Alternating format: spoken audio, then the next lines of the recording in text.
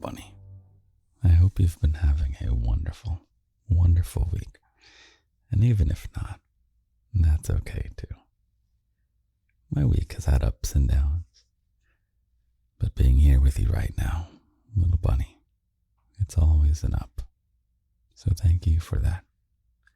This is already right now, in this moment, probably the highlight of my day. Does that make you smile? Does it make you smile to know that I enjoy this just as much as you do, little bunny? Does it make you smile to know that you are making me happy right now just by listening with loving ears? Wow. Pretty incredible, huh? We'll talk about that a little bit more, the ways that's special and beautiful, and how we can scheme to get those kinds of feelings elsewhere in your life, little bunny. How cryptic. But first things first, let me get you out of your little case here. And you are going to become the bunny figurine that I have in my palm right now. I have you in my palm right now, little bunny. You are really precious. You are worth my time. You are worth my love. You are a treasure. You're special. And even if you don't believe those things when your own brain tells you, guess what, little bunny? It's true. And I have decided it's true, and I know better than your brain in this instance. I have some decaf coffee for me this week. It is currently past midnight right now, little bunny. You and I are being deviously... Oh, sorry. Oh, it's surprising. Let me pour it farther away from you.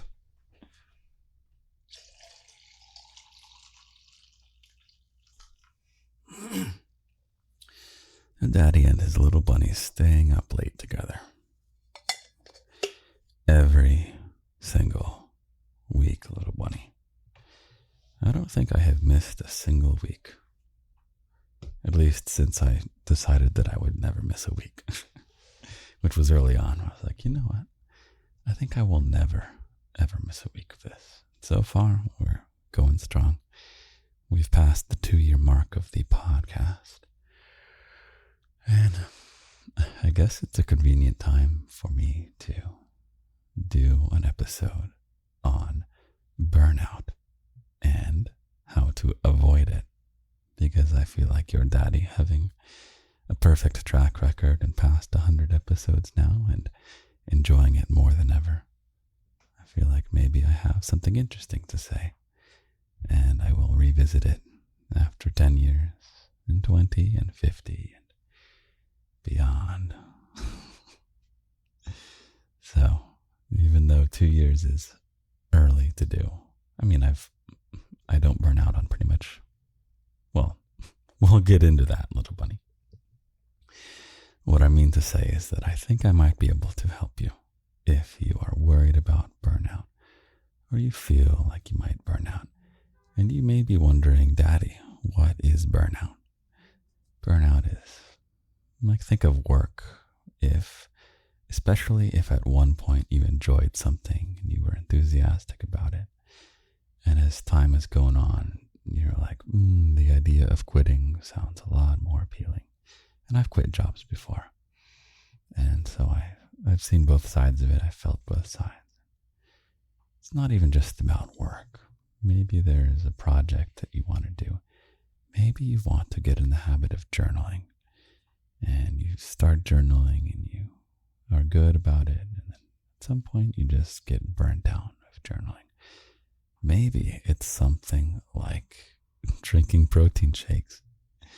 This is something I have to do because as such a cutesy, fluffy daddy of a garden of bunnies, I don't actually eat meat. So I have to drink really gross protein shakes. And I have to find out how to not get burnt out on drinking protein shakes. What are some things that you want to not burn out on? I won't talk about relationships for this one, but we can talk about relationships in another one. Are there work or school or hobbies or ambitions that you have? Maybe you started something like a podcast or a book, or you embarked on a journey to get good at something, but you got burnt out at some point. Oh man, I have a family member who's old now. He is just burnt out on life. And it's a sad thing to see. And I think the way I would like to frame it is this, little bunny. Burnout is not something that you want to frantically avoid, like you're trying to dodge all around, all over the place. Avoiding this thing, making sure like there's this dragon that's breathing this flame, and if you get struck by the flame, then you burn out. Avoiding burnout is not doing cartwheels and backflips over the dragon flame. Maybe I should tell that story. Should we innovate and tell a story about burnout? Okay, this is exciting. Let's do that. Oh my God, I'm just going to dive into it. Okay, once upon a time. Why do I put myself in these scenarios, little bunny? Okay, help me out with this. We're going to tell a story together about how to, quote unquote, avoid burnout. But the surprising better way to frame it, so that you, for many years into the future, do all of the things that you love, and you have the fulfilling career and activity schedule of things. Schedule. Once upon a time, little bunny. Let's have you star in this story. Once upon a time, there was a little bunny. And I think we'll use work for this story. So, what job did you have in this once upon a time, little bunny? We're going to be in Renaissance fantasy again. So, let's have you be a sorcerer's apprentice. Little bunny sorcerer apprentice. And the sorcerer's apprentice works at the mage tower.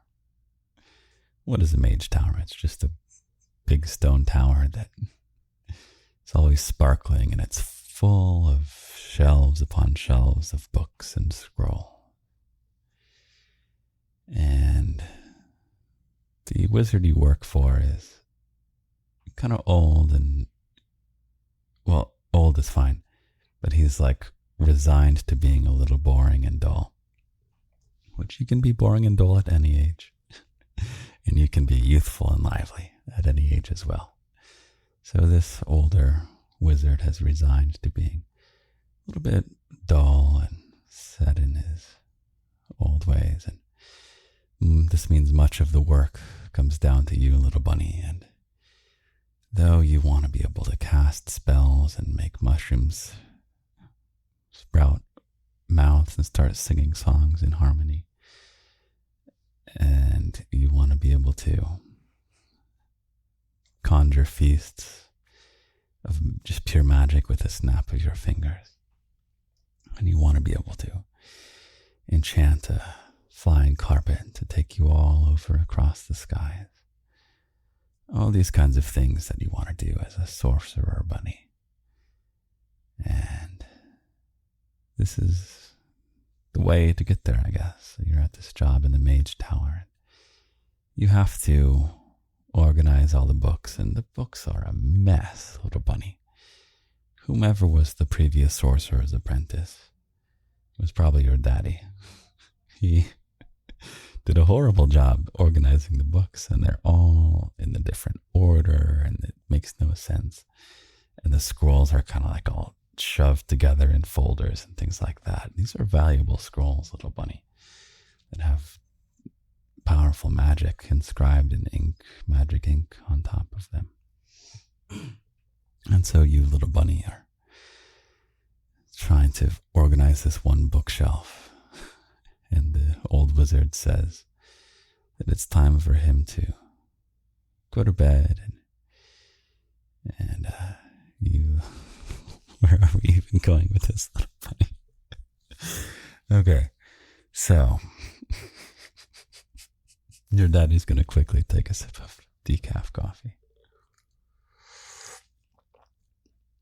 Oh, you love me, little bunny. You love me.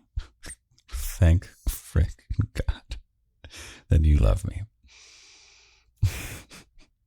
Okay, so you, little bunny, were planning to go meet up with some of your bunny friends for a night out at the tavern. And you guys were going to sing the latest song because this bard came through and sang some great songs. And your friends want to get together and they want to teach you the new song so you don't fall behind, little bunny. And you say, I'm sorry, my bunny friends. I have to organize these books, but I'll be able to leave. Sorry for the sniffle. I'll be able to leave by sundown. And sundown comes and the old wizard says, so you start to leave and the old wizard says, little bunny, my sorcerer's apprentice. Come back here. I'm done with my research for the evening. I need you to put all my books back on the shelf so they're ready tomorrow. Or so I don't know, he wants it done tonight. And it's mounds and mounds and piles of all these books. And you're like, oh no, but boss wizard, I'm told some bunny friends that I was going to go meet them at the tavern. He says, yes, but you made a commitment to this job and you told me that it was your dream to become a great sorcerer bunny. You say, yeah, I know. And he says, whoa. I don't want you to burn out, little bunny, because he's not a mean guy. He says, I don't want you to burn out, little bunny. So leave this for tomorrow. You go have the tavern with your friends and you go have a good time. You come back and you say, phew, thankfully, because you were dreading putting all those books back on the shelf, but you know you'll feel better tomorrow when you come back. You'll have all the rejuvenation. You'll have had a fun night out and a good night's rest, and you're going to come back and you're going to get all those books on the shelves. So you go out to the tavern, and the famed Atlas the Bard had come through the evening before and had blown the roof off of the tavern. And everyone was singing the songs, and your fellow bunny friends are so excited to see you. And they give you big hugs and kisses as you come through the doors. And they grab their lutes and their lyres and all their flutes, their lutes and their lyres, the instruments of Anyway, you have a great night and you fall asleep and you go to work the next day and you suddenly equally don't want to put those books back on the shelf just as much as when you left the night before. And you think, oh shit, maybe I'm getting burnt out because this night of relaxation didn't do anything. We need to get a dragon in this story quick, little bunny. Then a dragon burst through and the roof of the mage tower flew off. And the dragon, with its claws, there's like a smoldering smoke as the red claws of the dragon is on the stone walls. And it goes, and in the air there's this huge flame. And the flame has sparks of gold coming out of it. And the old wizard, I guess, casts an invisibility spell, and you hear his footsteps go, and he's out the door, and he's running away. And so it's just you, little bunny, and the sorcerer's tower. And it has been your dream to be a great bunny sorcerer.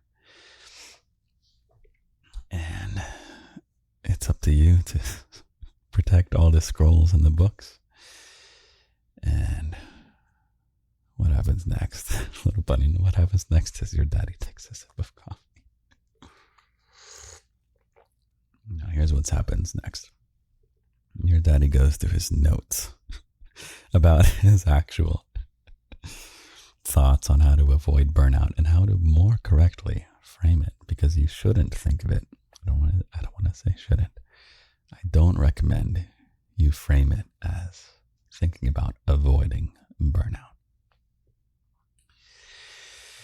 This story is going to get a bit mixed up, but we're going to make it up as we go. Okay, so what happens is the dragon looks like it's about to torch the entire bookshelves. And you try and cast a spell. You grab a scroll of like icicle and you read it out loud, and then you throw with your hands. Like you make jabs with your fingers and some icicles shoot out. But they like kind of bounce off the dragon, and they're already half melted as they're on the ground, sizzling away. And the dragon notices you for a second, confused that you would even try to take them on. And then they get impatient and they breathe deep, and they're going to torch the entire, what's remaining of the mage tower. And you say, wait. You say, wait, Mr. Dragon. Will you please not torch this place? This is my job. This is my work. And this is my dream job, Mr. Dragon, you said. And the dragon looks at you quizzically and then comes close to you, mouth, baring teeth, smoke coming out of the nostrils.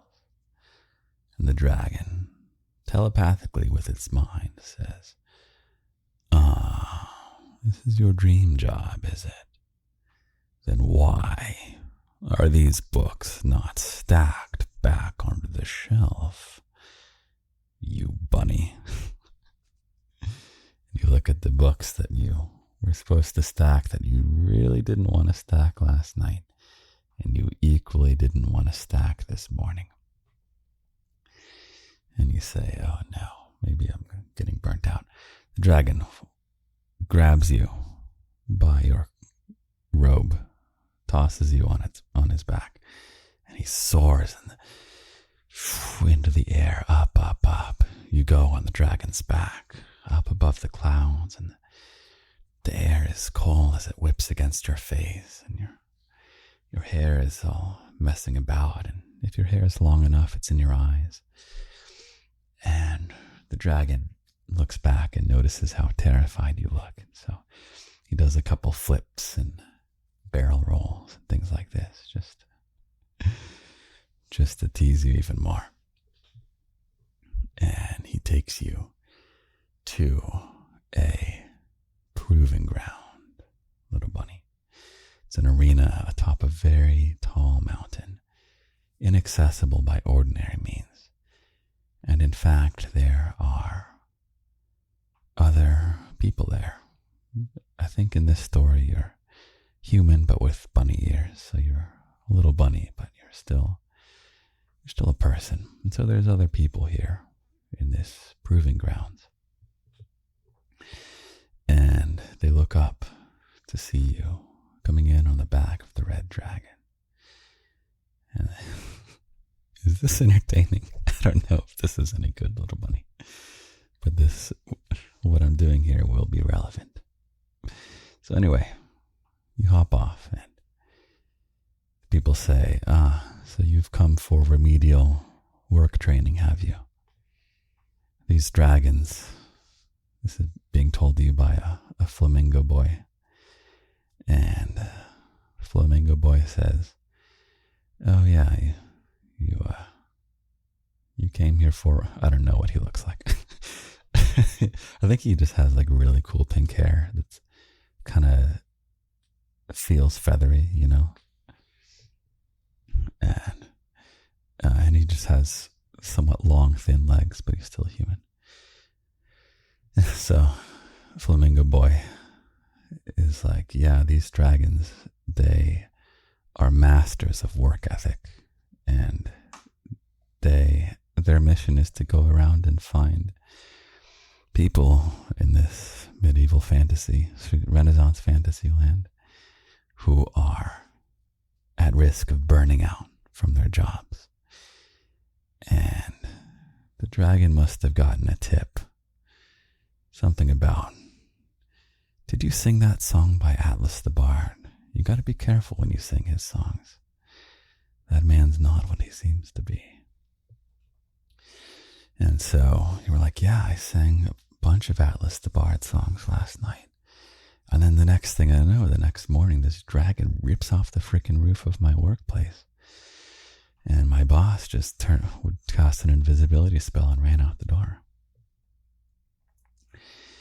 And Flamingo Boy says, oh yeah, I don't know his backstory right now, but yeah, I guess he also sang an Atlas the Bard song. Actually, he attended he went to an Atlas the Bard audition for a play that Atlas the Bard wrote. And of course, Flamingo Boy is an actor, isn't he? And he has this like hair flick that he does that you think he does it on purpose, but he's perfected it to where you're not quite sure if he just naturally has this little hair flick. You seem to his eyes sparkle a little bit as he flicks his hair. And he says, yeah, I auditioned for an Atlas the Bard play, and then I came to the callback, and it was just, I opened the door and there was a dragon there, and it was a blue dragon, and she threw me on her back and zoomed off here, and now I'm at remedial. One second. At remedial job training or something. So it's an obstacle course or something. So this is, you can think of it like an arena of almost like a gladiator pit. And there's various targets and like ropes that you can jump through. It looks like kind of like a place where you would train if you were in an army or something like that. And so the red dragon who got you comes up to you and telepathically tells you one more time, yes, so you know now you're here to learn about, is it burnout? The dragon says, Shababa. You're here to learn about Shababa. And you say, Mr. Dragon, what is Shababa? And the dragon says, I will reveal the word. Okay, the dragon says, we're going to teach you how to not get burnt out. Okay. And so he says, all right, start running, little bunny, I'm coming after you. And the dragon again, all the niceness that you had learned to expect from this dragon that you met just an hour ago. The dragon seems wild and violent. The dragon rolls its head and makes that sound, little billows of smoke coming out of its mouth through its fang-like teeth, of which there are many, some of which are sticking out at odd angles and some of which look broken. This is a dragon who is well worn in the world, and the dragon's eye is set on you. And perhaps this dragon is in a whole other mode because it looks hungry and it looks mean, and he is not your friend.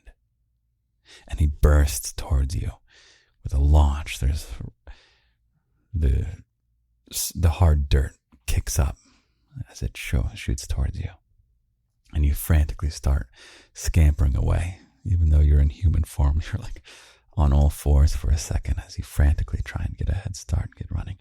But then you're on both feet and your arms pumping and you're running away from the dragon. And you look back over your shoulder and the dragon breathes deep and goes, and this huge fireball hurls towards you and you dive out of the way. And you hear the dragon's voice say, you avoided that burnout. If you get hit by this fire, then you, little one, you bunny, are going to be burnt out and you'll never become a sorcerer. And in a flash, you think of your dream growing up as flying on your magic carpet and making the toadstools sing in harmony, conjuring feasts for your friends. You'd love to go out to an Atlas the Bard concert and just conjure a feast. Maybe go backstage and conjure a nice tres leches cake for Atlas the Bard after a show.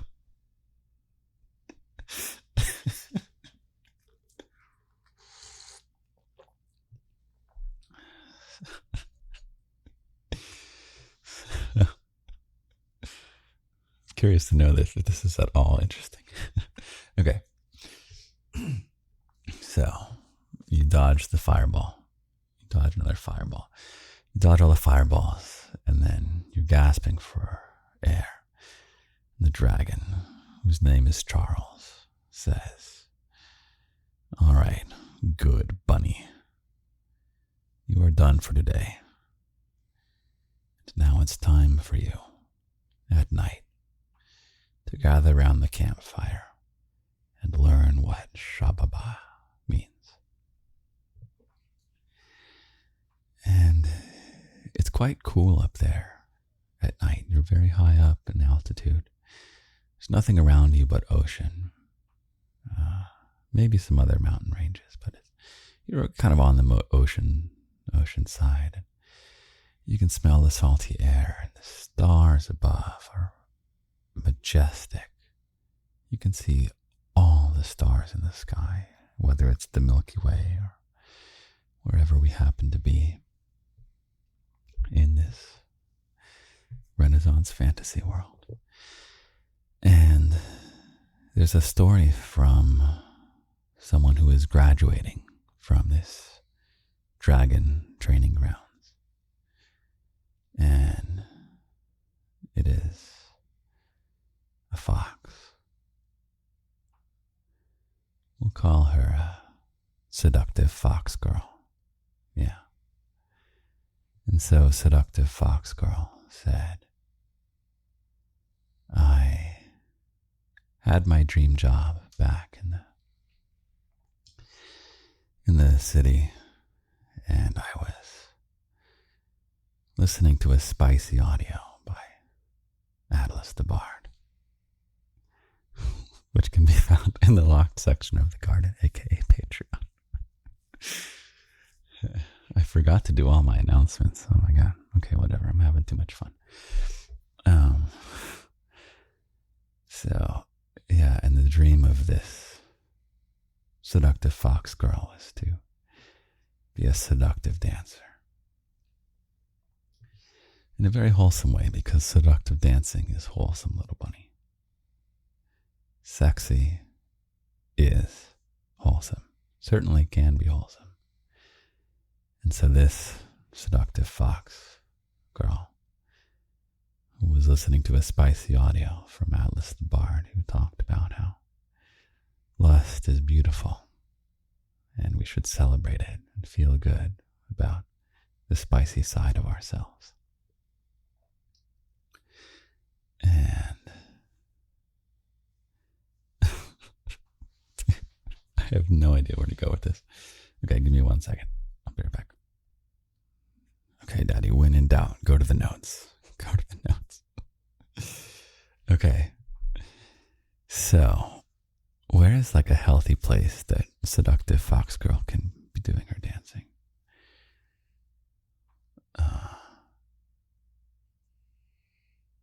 Where do you think, little bunny? Okay, I guess we'll pause and I'll do announcements to stall for time.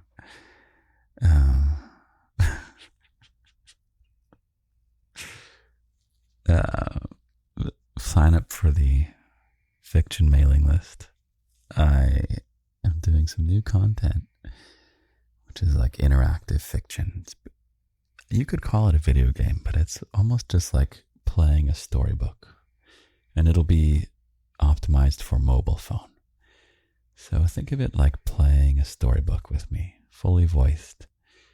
And I'm going to be popping out a lot of them. I've figured out how to make them pretty quick. So sign up for the fiction mailing list and you'll hear about those when the first one drops.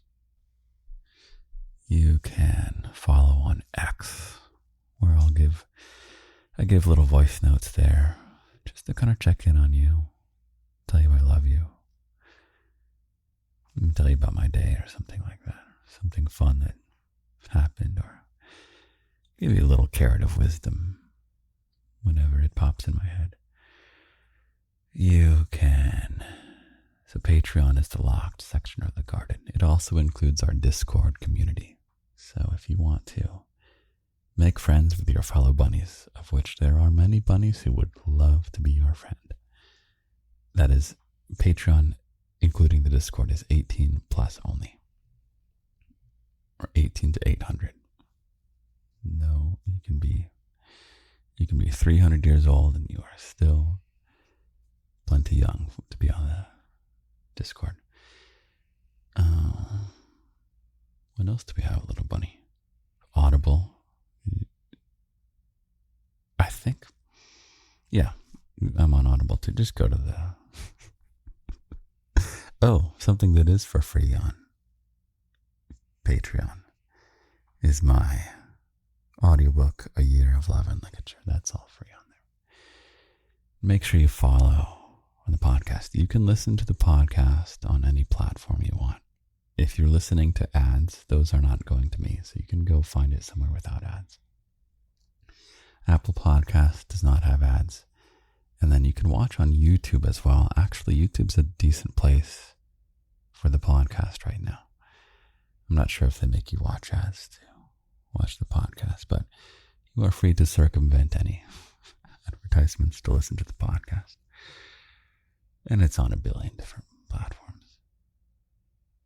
Okay, funny. And then I guess, yeah. Okay, we're going to call halftime on the story. And I'm just going to tell you some things. So let's think about your life real quick. Pause on the story. What is something that you might be worried you'll get burnt out of at some point? Maybe it's school, or it's work, or it's some kind of activity that doesn't pay the bills but that you take seriously. Maybe you're learning a new skill like a dance or archery or chess, or you want to learn how to do ceramics or something. Something that you really do want to do or you have to do.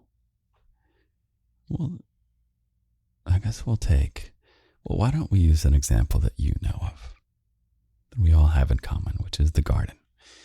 So, I am at 2 years now. We're in garden year 3 now, I guess you could say. And I'm 0% burnt out on the garden. And I fully expect that I will never get burnt out.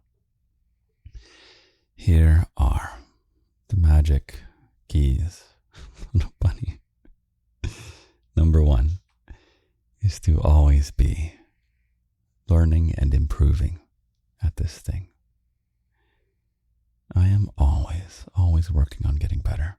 Even just before I started recording this episode, I was tinkering with some audio settings to try and get the most pristine, highest audio quality sound. And if you go back and listen to my old stuff, the audio quality isn't as good. I practice every day how to speak better. I'm working on finding ways to be more musical in the way I speak. I am learning all about entrepreneurship and things like this, learning a lot about AI. The tool for that interactive storybook type thing, that's it. I learned a new type of coding, very simple coding, but I learned a new type of coding for that I worked on today. And yeah, the first storybook game that I made is just something for the Discord. And I did that and I learned from that. We experimented, got feedback. I have a channel in the Discord where I'm constantly asking for feedback and bouncing ideas off your fellow bunnies who are like the most recent TikTok I made. It's the first one that was 5 minutes long. And I had a different version of it that I didn't quite feel was ready to post. So I posted it on the Discord to learn and improve. And your bunnies gave me good feedback, and then I redid it and uploaded it. Which brings me to number 2. So the first one, to avoid burnout. I'll tell you, okay, instead of saying avoid burnout, you don't want to try and avoid burnout like it's some dragon breath to be avoided. You want to stay satisfied. Okay, took me a while to bring that in there. Instead of avoiding burnout, little bunny, we're going to focus on staying satisfied. So, number 1 is learning and improving. If you're not getting better at it, if you're not learning new things, you're gonna stop being satisfied and you're gonna burn out. Number 2, you want to be, this is similar, experimenting and finding novelty. What does finding novelty mean, little bunny? It just means getting to experience new things. So, experimenting, little bunny. I experimented with a 5-minute TikTok. That's crazy. That's ridiculous. And also in that, this is the first time where I'm recording audio and video at the same time. Having that experimentation, just finding new ways to do things, it just keeps it fresh. Not just for the people who view the content and listen to the content, but just as someone who creates it. It's equally, if not more important, that I'm having fun. So number 2 is experimenting / finding novelty, finding the new,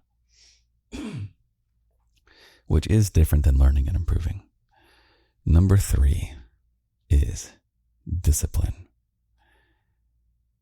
Do you think, little bunny, that the Olympic swimmers, even the collegiate swimmers, do you think they, when they go to bed, say, I'm not sure whether I'm going to hop in the pool tomorrow morning. I'll set my alarm for 5, but I'll decide then whether I want to get up and hop in the pool or whether I want to sleep in. Do you think that's how they operate, little bunny? Do you think that's how Olympic athletes, I guess Olympic athletes can burn out too. Maybe they should listen to the podcast. Maybe they do, little bunny. I wonder who the top, most elite athlete you have as a fellow bunny is. I don't know. You may have a fellow Olympic bunny. How does that make you feel? Proud. Makes me feel proud. If you're an Olympic bunny, let me know. That'd be fun. And if you're not an Olympic bunny, but you want to be, then listen up. This is how you do it. You don't. It's the discipline. I shouldn't say discipline. It's routine. It's automatic. The swimmers know that no matter what, the alarm goes off at 5 a.m. or whatever it is. There's not even a question. It's just routine.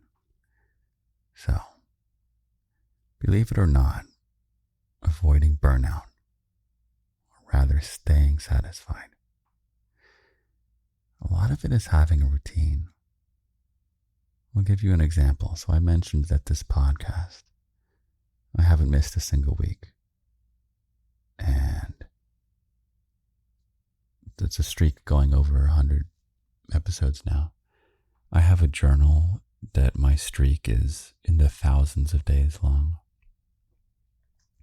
Maybe you have some streaks. Hopefully they're healthy ones.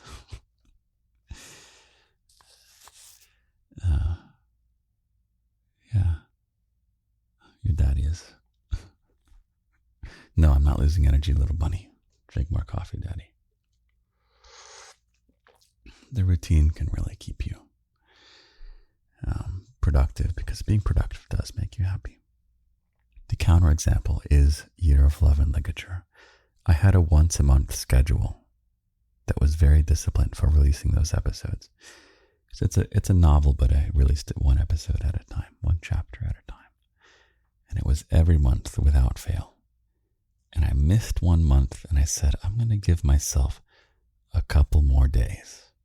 I'm going to give myself a couple more days to finish this episode. You know what happened? 3 months went by, 4 months went by. Finally uploaded that episode. I was completely off my schedule. 4 months go by, 5 months go by. Upload the next episode. Eventually, finally, I was able to get back in a rhythm and finish the book. But I will never, ever miss a podcast episode. It's so important to me to have that routine, because I want to stay satisfied and I don't want to burn out. And I won't burn out, don't worry. Part of the reason that I'm so confident in that is that the routine makes it so easy to do. You're very low effort, little bunny. It's very easy for me to do this. It's very easy, and I love doing it. And having that routine, for me, Thursday night, it's just known that I'm going to make a pot of decaf coffee, and I'm going to stay up late with my little bunny. We're going to have a wonderful, wonderful time together. Every Thursday, I just have it in my routine, and it makes it so easy. Number 4. I hope this is a good episode. I'll try again sometime in the future. Number 4, last one, is that it's got to be selfishly enjoyable, what you do. Selfish is a tricky word because oftentimes attached with selfishness is this like screwing over other people. And oftentimes when someone is selfish, they are doing it in the act of screwing someone over, of putting themselves above another person in a way that they really shouldn't, or that doesn't make sense to me. But if you think about this right now, little bunny, you're still here listening to this episode. You must like listening to me. And I'm still here speaking, not because you like listening to me, but because I like talking to you, little bunny. I love being here for you. I get a selfish pleasure out of doing this garden stuff. So, that's part of the key to why I have zero burnout after 2 years of doing it every week. And I am extraordinarily confident that this will go on forever. So, number 1, learning, improving. Number 2, experimenting and finding novelty. Number 3, discipline and routine. Number 4 is selfish, because at that moment, a circling of dragons is circling around you, little bunny, and they're fireballs of all different colors. There's red, and there's gold, and there's blue, and there's purple, and there's turquoise, and there's fuchsia, and all these dragon fireballs. And then they all soar upward like in a cone, and they all gather, and they take this one huge fireball, and it's a rainbow fireball, and out of it is spurting this, all these butterflies, and these butterflies are zooming down at you like bullets, and you and Flamingo Boy and seductive fox girl are all dodging, and the three of you are getting ready to go back to your jobs. And then the rainbow fireball spreads out, and it's like this enormous blanket that descends slowly. It looks like the northern lights, but you can feel the heat as it comes closer and closer, and you look around to where you can run away to avoid this wall of fire, this ceiling of fire that's lowering down from these dragons who are circling above you.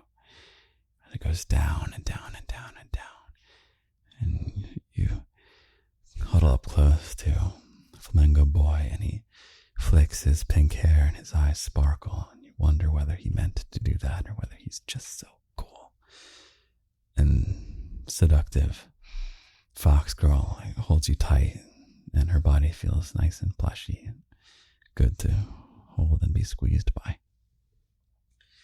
And the fire goes down and down and down, and it washes over you, a warmth, like you're at a spa, and your whole world starts to get a little spinny, and not in a dizzying way, but just a flowing around like you're in a lazy river.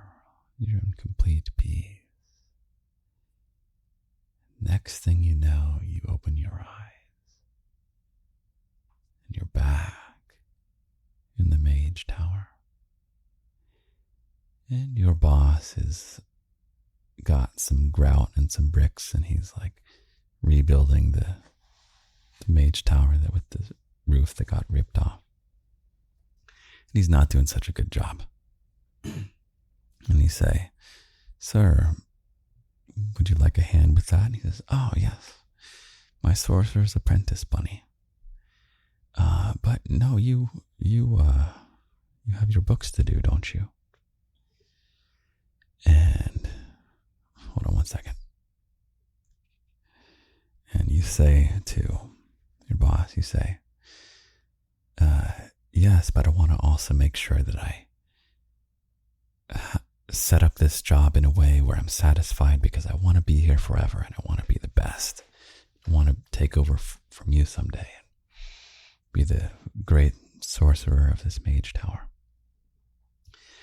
And I just did this 2-week program at the Dragon Summit, and the dragon taught me a few things." And you say to your boss wizard, "I want to make sure that I am, number one, learning and improving."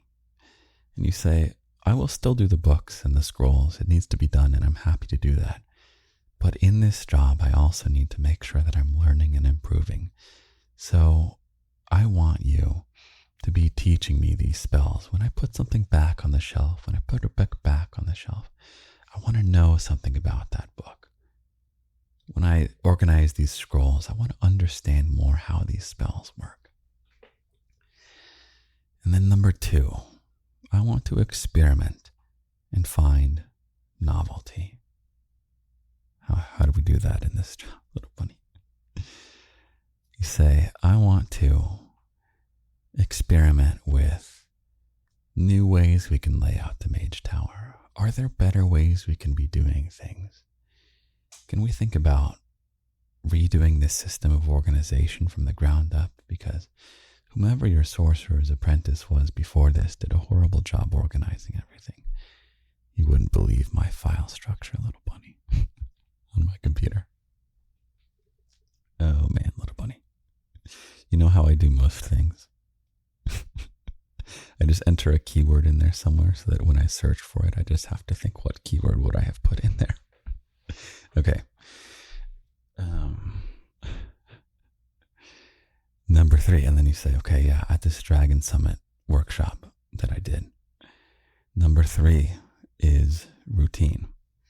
And you say, "I want in my schedule to, whenever it comes time to put the books back on the shelves and do the scrolls," and mind you, you're not complaining about it because it needs to be done. There's no getting around that. But you say, "This is the 8 a.m. ritual. And I want to have this block from 8 a.m. to 10 a.m.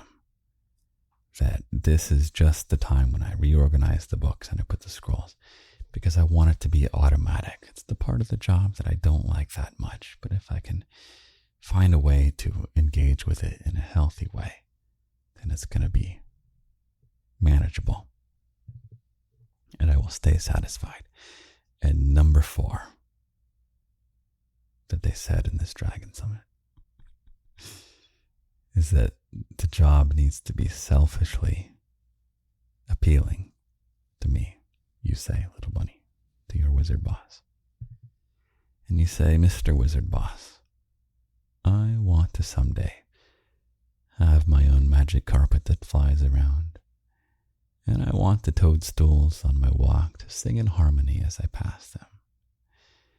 And I want to make a tres leches cake with the snap of my fingers the next time that Atlas the Bard comes to a tavern.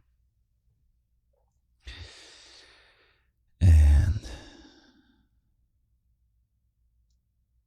the wizard says, that's some great dreams. I love to see that you're so interested and dedicated into becoming a sorcerer. Plenty of people that I hired as sorcerer's apprentices didn't really want to be here. It's just the job they could get. And you say, yes, I really do want to be here, even though I was feeling some burnout. And you say, but I know now it's not about avoiding burnout. It's about staying satisfied. And hold on one second. And you say, I want to be working towards, I want to be that sorcerer someday that can do those things. And you know that focusing on that reminds you that there are selfish things that you get from this job. How good you love hearing the mushrooms sing when other sorcerers make them sing in harmony. And you know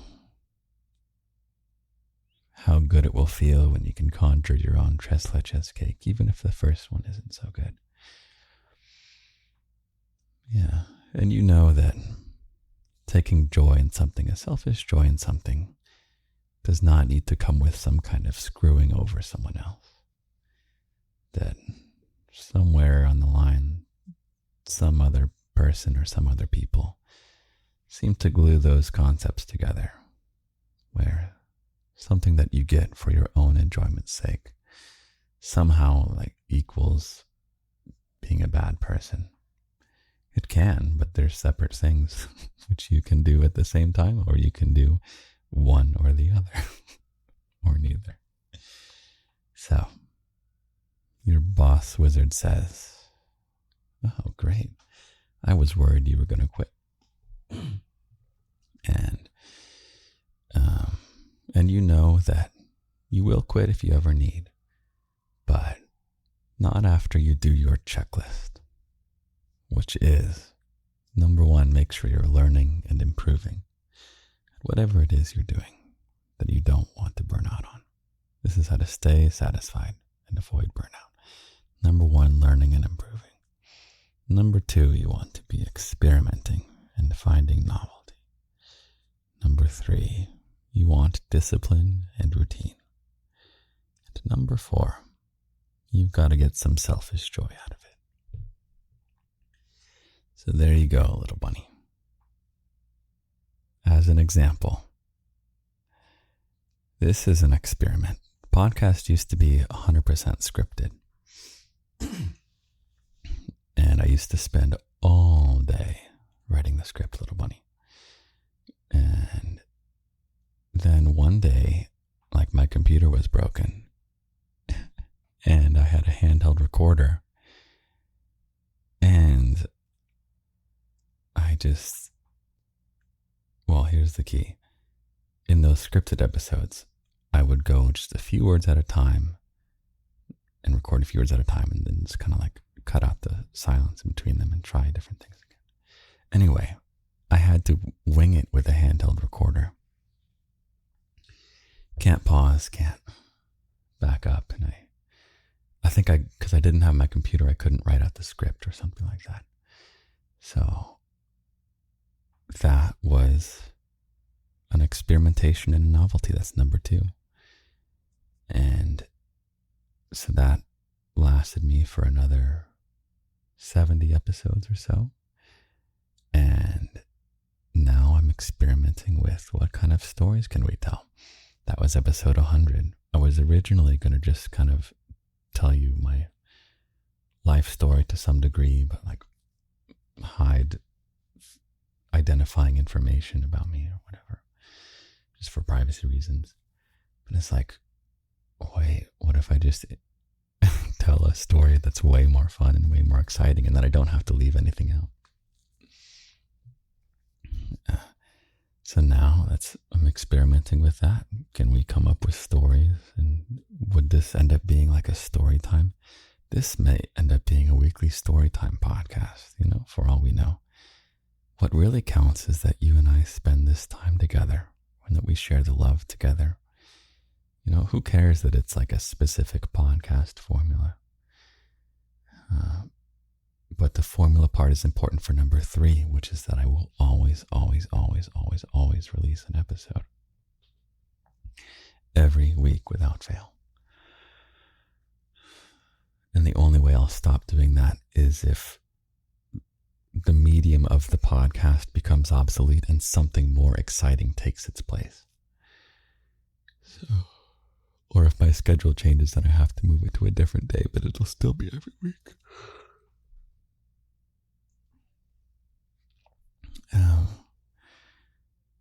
And then number 4, I get a lot of selfish joy out of this little bunny. You can always email me. I love hearing from you.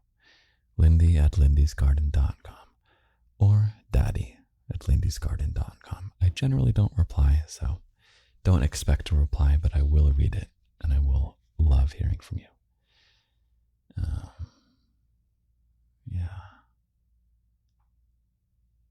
I think having that 2-directional element to it is part of the reason why I can be so truly me. I give you my real heart. I give you my real love.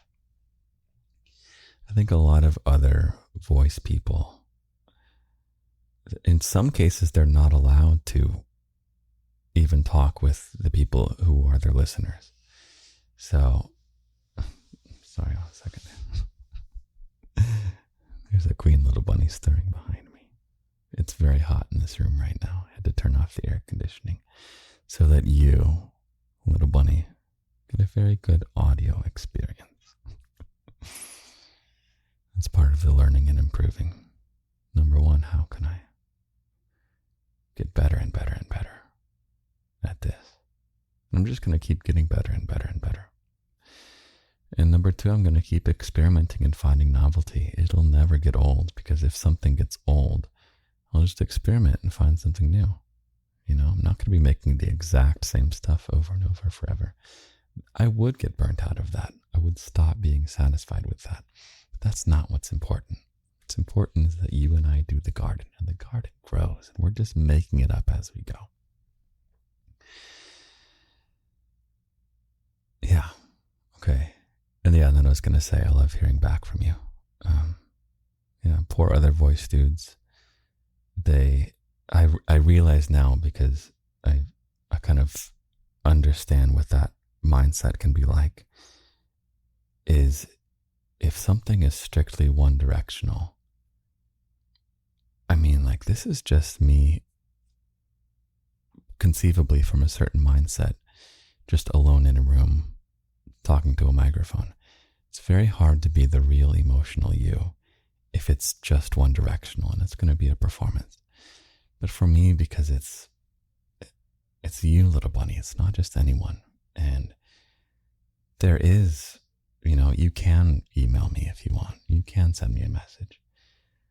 That helps me be so real and emotionally honest with you, and bring you the real me, and give you the real love. So that's part of the selfish joy I get from this, is that you're real. the love we share is really, really real. And I love that. Okay, how long has this episode been? Has it been a while? I don't know. Was this a good episode? Let me know. I want to make sure I stay satisfied with number one, which is learning and improving. Yeah, and number two, we experimented tonight and finding novelty. Experimenting with the new storybook games, which are coming out soon. One's already out on Discord, but that's just like, it's mostly for me learning, and it's for like it's cute. 3 discipline every week, and more. And then selfish pleasure. Okay, little bunny. I'm going to head to bed, and then I'm going to do what I always do, which is wake up tomorrow morning and write you a poem. I love being this crazy. Take care. I'm going to get some rest. Good night. I love you. I'll be right back. Good morning, little bunny. I slept very well. Thank you for asking. I've got you a nice little poem to summarize the little tricks that I talked about. I think it'll be useful. So, here you go. Here's your poem written just for you this morning. To dodge the flames that cause satisfaction to burn out, listen closely to these 4 Lindy tricks and consider if there's any you're without. 1, make sure that you always keep learning. Be leveling up, improving, striving, and yearning. 2 is to always seek things that are new, because repetition breeds boredom and restlessness will accrue. Number 3, choose routine. Let the work be automatic. It'll exhaust you to rely on motivation that's sporadic. And yes, the 4th is selfish. It may sound like a sin, but the toils of your life must summon a selfish pleasure within. With those 4 shababas, the flames of burnout won't ignite. You'll find yourself saying, today was worth it, every night. Have a great, great week, little bunny. I love you. I love you.